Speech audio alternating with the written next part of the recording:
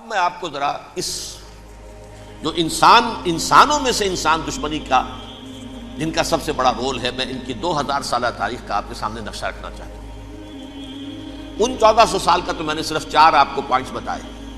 موسیٰ سے عیسیٰ تک 1400 برس علیہ السلام، 2 مرتبہ عروج، 2 مرتبہ زوال، اشیریوں کے ہاتھوں پٹوائی، بابلیوں کے ہاتھوں پٹانا، گریکس کے ہاتھوں مرمت، رومنز کے ہاتھوں مرمت۔ یہ جو 2000 سال ہیں، کیونکہ اب تو ظاہر بات ہے 21ویں صدی شروع ہو گئی، 20 صدیاں حضرت مسیح کو پوری ہو گئی۔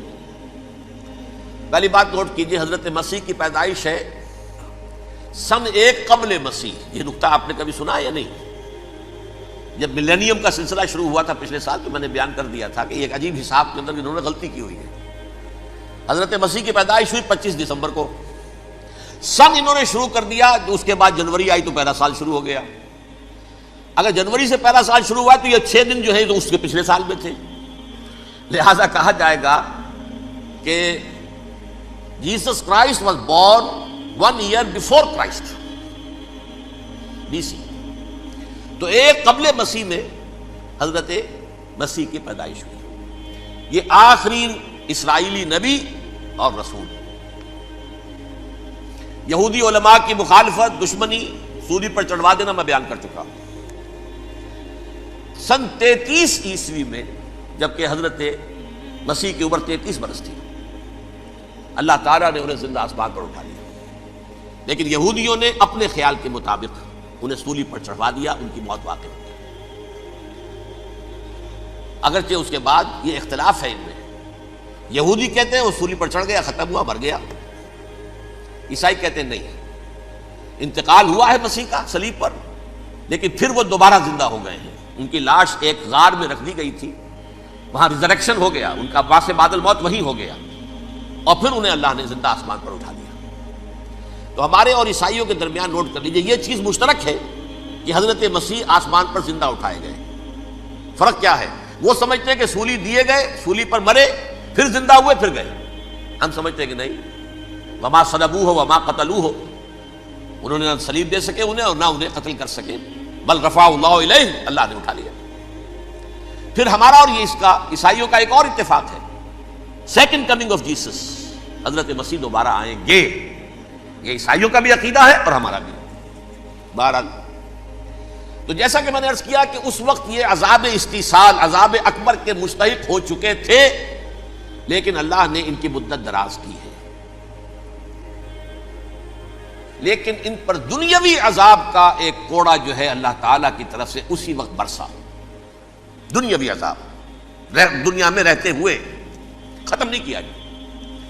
37 برس بعد، حضرت مسیح کے رفع سماوی کے 37 برس بعد، سن 70 میں یہودیوں نے بغاوت کی رومیوں کے خلاف۔ رومی ٹائٹس جنرل تھا ایک، اس نے پھر جو حملہ کیا ہے، 1,33,000 یہودی ایک دن میں قتل کیا یروشلم میں، اور ہیکل سلیمانی گرا دیا۔ وہ ہیکل پہلے بھی گرا تھا، پہلے 1400 سال کے دوران میں بھی نبوکدنضر نے گرایا تھا، لیکن پھر اس کے 150 سال بعد انہوں نے دوبارہ بنا لیا تھا، اس لیے وہ اسے سیکنڈ ٹیمپل کہتے ہیں۔ پہلا ٹیمپل جو حضرت سلیمان نے بنایا تھا، نبوکدنضر نے گرا دیا 587 قبل مسیح میں، پھر دوبارہ انہوں نے 150 سال کے بعد بنا لیا۔ وہ اس تاریخ کا حصہ ہے، میں نے جس کے بارے میں آپ کو تفصیل نہیں بتائی۔ اس میں یہ ہوا سن 70 میں وہ گرا دیا گیا، وہ آج تک گرا پڑا ہوا ہے۔ نمبر 2، یہ کہہ دیا گیا کہ یہودیوں اس ارض فلسطین سے نکل جاؤ، تم یہاں نہیں رہ سکتے اب۔ لہذا جس کا جہاں سینگ سمایا چلا گیا، یورپ میں چلے گئے، ایشیا میں آ گئے، عرب میں آ گئے، یہ 3 قبیلے جو رات بھی میں نے عرض کیا تھا، بنو قینقاع، بنو نذیر اور بنو قریظہ، یہ وہاں سے آ کے مدینے میں آباد ہو گئے۔ جس کا جہاں سینگ سمایا، افریقہ میں، ہندوستان میں، جہاں چلے گئے۔ ڈایاسپورا اسے کہتے ہیں، وہ آپ نوٹ کر لیجیے اس لفظ کو، ڈایاسپورا، ہمارا دور انتشار، جبکہ ہمیں ہماری اصل سرزمین تو فلسطین ہے، حضرت ابراہیم کا مسکن، حضرت اسحاق، حضرت یعقوب کا مسکن فلسطین، یہ ہے ہماری اصل جاگیر، یہ تو ہماری جدی پشتی جاگیر ہے، لیکن یہاں سے نکال دیے گئے سن 70 عیسوی میں، اور وہاں سے لے کے 1917 تک ان کا ڈایاسپورا جاری رہا۔ یہ دور انتشار ہے۔ اس دور انتشار کے اب چند حصے ہیں جس کو میں چاہتا ہوں کہ آپ علیحدہ علیحدہ سمجھ لیں۔ دور انتشار کا جو پہلا جو ہے تقریباً 300 برس رومی حکمران تھے، وہ یہودیوں کے بھی دشمن تھے اور عیسائیوں کے بھی دشمن تھے۔ عیسائی اور یہودی ایک دوسرے کے بھی دشمن تھے، لیکن رومی سمجھتے تھے کہ یہ ایک ہی تھیلی کے چٹے بٹے ہیں۔ رومیوں کے نزدیک عیسائی بھی یہودیوں ہی کا ایک فرقہ تھے، کوئی علیحدہ مذہب تو تھا ہی نہیں۔ لہذا رومی جو ہیں رومنز، وہ ان دونوں کو ستاتے تھے، مارتے تھے، اور یہ آپس میں لڑتے تھے۔ یہودی عیسائیوں کو مارتے تھے، عیسائی یہودیوں کو مارتے تھے۔ یہ ہے 300 برس تک کی تاریخ۔ سن 300 عیسوی میں کیا ہوا؟ ایک معجزہ ہو گیا۔ بہت عظیم ایمپرر کانسٹینٹائن، قسطنطین اعظم، رومن ایمپررز میں سے بہت بڑا ایمپرر، وہ عیسائی ہو گئے۔ اب تو معاملہ بالکل تلپٹ ہو گیا، پوری سلطنت عیسائی ہو گئی۔ اب عیسائیوں کے عیش ہو گئے اور یہودیوں پہ مار پڑنی شروع ہوئی۔ اب عیسائیوں کا آپ خود سوچئے کہ جنہیں وہ خدا بنا بیٹھے ہیں، خدا کا بیٹا قرار دے رہے ہیں، ان کے قاتل کون؟ یہودی بدماش۔ لہذا ان کی وہ پٹائی شروع ہوئی ہے یورپ میں، پوری رومن امپائر میں انہیں ذلیل کیا گیا۔ شہروں میں آمد بند، علیحدہ رہو، گھیٹوز کے اندر رہو۔ یہودی کا نام جو ہے وہ گالی بن گیا، جیسے آج بھی یہودی گالی کہتے ہیں، جیسے خنزیر کا لفظ، آخر وہ بھی اللہ کی مخلوق ہے، لیکن آپ کو معلوم ہے کوئی شخص زبان پر نام نہیں لانا چاہتا خنزیر کا، سور کا، ہے تو مخلوق، وہ بھی ایک حیوان ہے۔ ایسے ہی ہے یہودی گالی، گالی۔ لہذا ایک طرف تو ان دونوں کے درمیان دشمنی، جس کو قرآن کہتا ہے وَأَغْرَيْنَا بَيْنَهُمُ الْعَدَاوَةَ وَالْبَغْضَاءَ، ہم نے ان کے مابین دشمنی جو ہے پیدا کر دی۔ اور جب یہ پوری سلطنت عیسائی ہو گئی تو قافیہ تنگ ہو گیا یہودیوں کا۔ اب آئیے 571 عیسوی، یعنی جبکہ ڈائسپورا کو کتنا عرصہ ہو چکا تھا؟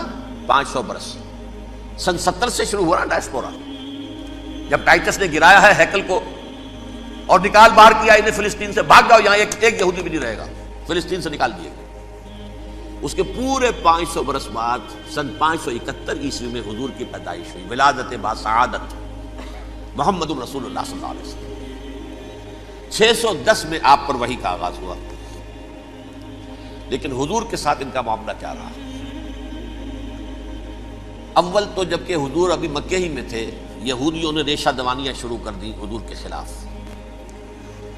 قریش مکہ کو سکھاتے تھے، پڑھاتے تھے، ان سے یہ پوچھو، ان سے یہ پوچھو، انہیں اس طرح تنگ کرو، ان سے یہ امتحان لو، یہ آپ کے علم میں ہے۔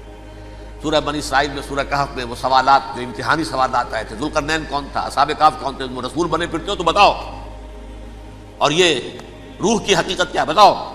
یہ ساری ریشہ دوانیاں کر رہے تھے بیٹھے ہوئے، ابھی وہیں پر حضور ابھی پہنچے بھی نہیں۔